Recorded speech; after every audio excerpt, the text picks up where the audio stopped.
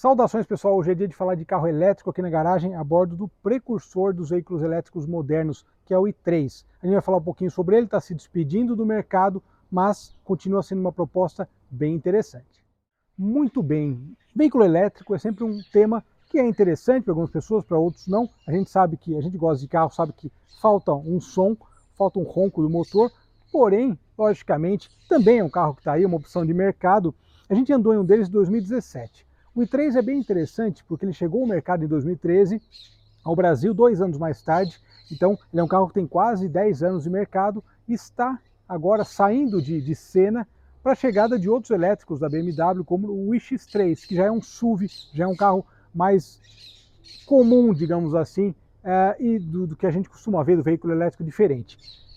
A gente testou um em 2017. No ano seguinte, ele passou por um facelift. Então, a primeira coisa que desperta a nossa atenção é o desenho da dianteira. Ele é um carro, como eu falei, com quase 10 anos, mas que continua tendo um design muito atual, porque não tem nada parecido. Ele é um BMW 3, simplesmente. Combinação de cores, né? O para-choque de uma cor, o capô de outra.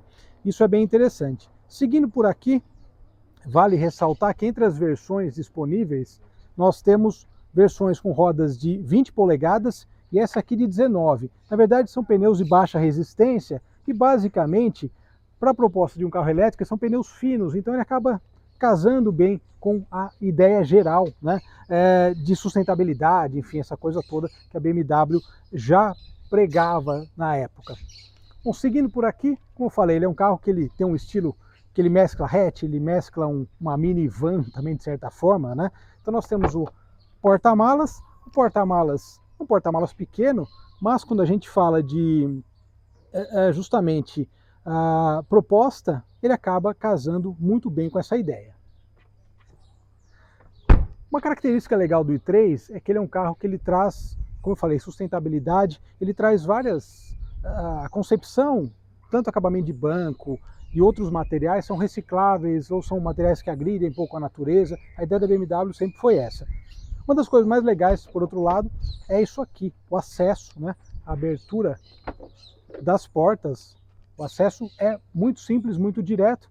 Temos o Porsche ali, testando o BMW. É um carro para 4 ocupantes, mas a questão do acesso realmente é priorizada, né? E vale destacar materiais recicláveis, tanto de acabamento aqui, por exemplo, das laterais de porta, como uma coisa que é fantástica nesse carro até hoje, meio sem paralelo, é que o habitáculo todo ele é feito de fibra de carbono e alumínio. Agora a gente vai mostrar os detalhes da parte interna. Muito bem, parte interna, o cockpit, também, como eu falei, materiais recicláveis, materiais aí mais leves, né? E uma coisa que eu falei no nosso Instagram é isso aqui, ó, essa abertura do teto, né? Ele tem um teto panorâmico, não é um teto solar, mas fica bacana a ideia, gostei, achei bem interessante. Se por outro lado ele não faz barulho, vamos ligar. Antes de ligar, aliás, vou comentar aqui o sistema de áudio Harman Kardon, né? A BMW tem essa parceria, muito interessante mesmo. Aqui simples, muito simples para ligar, para dirigir. As pessoas perguntam como fazer um carro elétrico. Não tem segredo. Então aqui, Start Stop, nós temos o câmbio aqui, então Drive, Parking Neutral, que é o ponto morto e ré, e o P, que é o parking, quando você estaciona ele, né, você aperta o parking, né, ele vai, é um botão aqui de acesso, né, mais prático, aperta o parking. Já o freio eletrônico é esse aqui. O volante também segue uma concepção mais moderna, então ele é vazado embaixo. Nós temos aqui o controle de cruzeiro, enfim, temos, né, a BMW foi modernizando ele, claro, com o passar do tempo, né? Multimídia pequena, mas também nós temos Apple CarPlay integrado sem fio, muito prático. Ar-condicionado de uma zona, mas está dentro da ideia também, não acho que seria mais do que isso. Temos um espaço vazio aqui e 2 porta-copos. Aqui nós temos algo que a gente vê, o iDrive, né, da BMW, você faz todas as mudanças no painel através do iDrive, inclusive vale ressaltar os modos dinâmicos. Eu vou mudar aqui embaixo para vocês poderem ver. Tá vendo? O normal, né, o Comfort, que seria Eco Pro, e que você configura aqui no painel também, né? E aqui o Eco Pro Plus, que ele aumenta a autonomia, você foi para 105 km, pouco, mas às vezes dá um pouquinho mais, dependendo da carga da bateria, que daí ele diminui ar-condicionado e tudo isso, muitas vezes até desliga para poder economizar ao máximo e poder ficar realmente otimizado, né? Eventualmente, se você estiver numa situação onde você precisa rodar. Aqui nós temos essa parte inicial, que na verdade tem o reservatório do limpador, e na verdade é um micro porta-malas, é quase um porta-objetos. Tem um adaptador aqui e também, mas lembrando, claro, aliás, que a maioria dos lugares hoje em dia também tem o cabo para adaptar, e tem também, você pode comprar da BMW para ter na sua casa, na sua garagem, que é o ideal, né, para quem quer ter um carro elétrico. Último detalhe, antes de andar, carregador tipo 2, e dá para você usar diferentes tipos de corrente, inclusive uma corrente mais forte, né, uma corrente que seja, tem diferença de corrente alternada e tal, lembrando das aulas de física, né, da escola, mas dá para você usar uma carga rápida aqui, o que é muito prático no tempo de carregamento final. Hoje é dia de falar de BMW i3, como eu falei, carro elétrico, né? Opa! Eu brinquei e falei que eu teria um carro elétrico pelas razões erradas, e é basicamente isso, a razão errada é essa, né? O carro elétrico, ele te dá algumas coisas interessantes que são muito bacanas, que é o torque instantâneo, né? Basicamente, esse carro tem 170 cavalos, é claro que assim, você pega alguns elétricos menos potentes, né?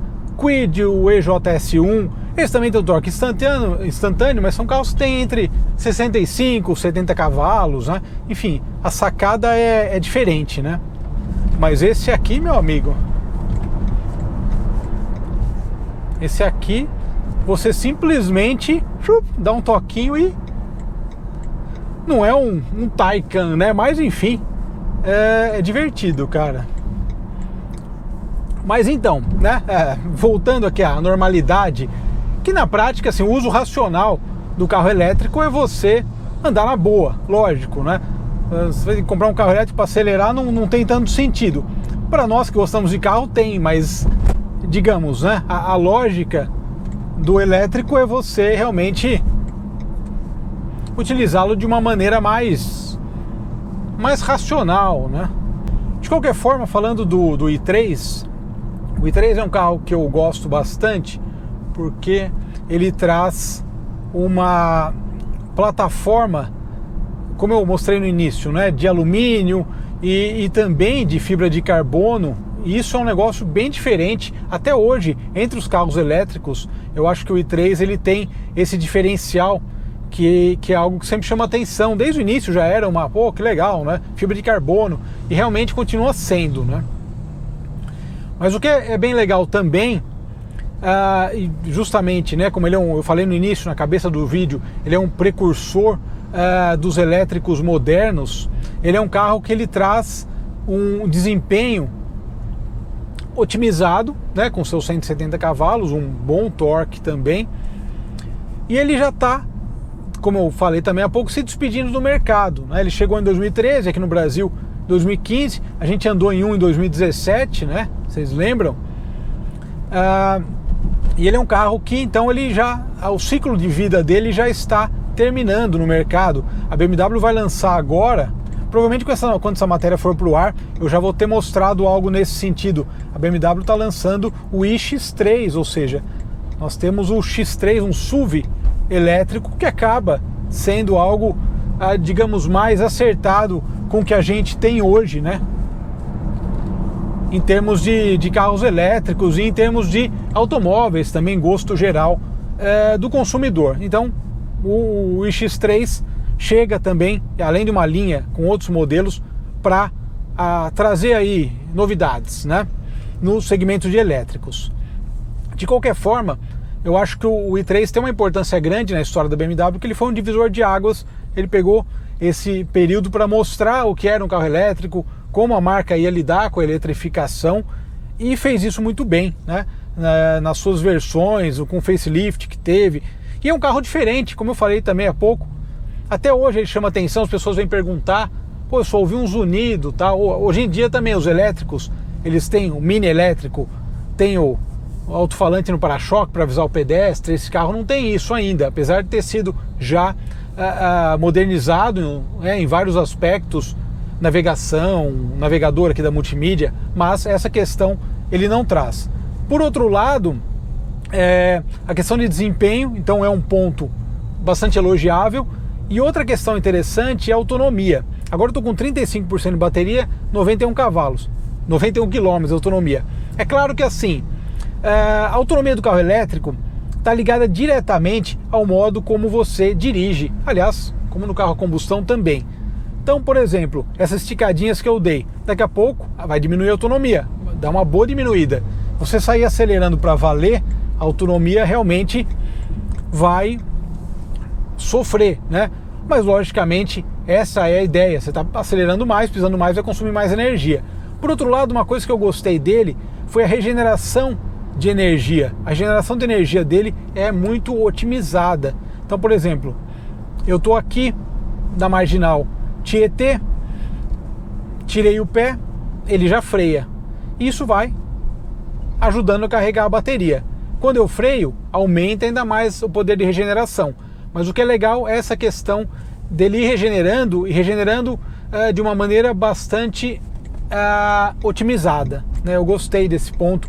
Tanto que quando eu peguei o carro, foi engraçado, ele estava com 280 km de autonomia, vim para cá, da BMW para a Zona Norte, foi para 310 mais ou menos, depois eu fui para Guarulhos, que eu ia para um evento da Honda, 300 ou 280, quando eu voltei de lá 300. É claro que isso varia muito, né, uma coisa e outra, mas é bacana para entender como que a autonomia também ela é meio cíclica e ela vai te mostrando, realmente é muito próximo também, né? Não é que tá 300 lá e vai ser 90, mas né, ele tem essa questão de mostrar para você uma autonomia próxima da real, bem próxima da real mesmo, né?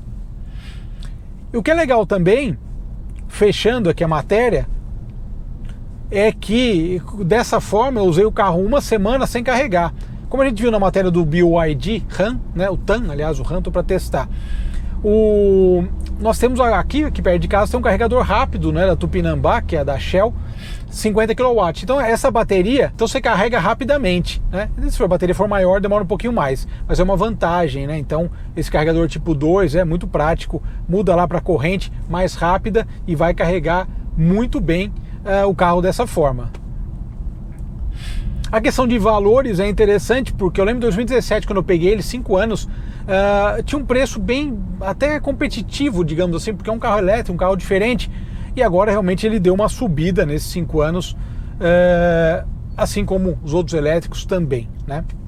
Mas de qualquer forma, é uma bela despedida. Eu acho que o i3 é um carro que acabou marcando época, e repetindo, divisor de águas para a BMW, e é um carro que ele ficou muito bem posicionado na história da BMW e dos veículos elétricos modernos. Uma questão interessante é falar sobre os modos dinâmicos. Eu mostrei no início, né? Então aqui, ó, 86. O Eco Pro tá 86 e o Eco Pro Plus tá 106 km. Ele diminui a ventilação, desliga o ar-condicionado, dependendo, né, de como você estiver andando. Ele acaba usando o máximo da bateria, até a última gotinha, como se fosse assim, da bateria, para você poder ter a autonomia máxima dentro do que você pode usar o carro. É bacana. Obrigado pela audiência, um grande abraço a todos. Seguindo por aqui, vou devolvê-lo agora e pegar uma Amarok V6, completamente diferente, mas é isso, né? Isso que é divertido a profissão também. Obrigado, um abraço.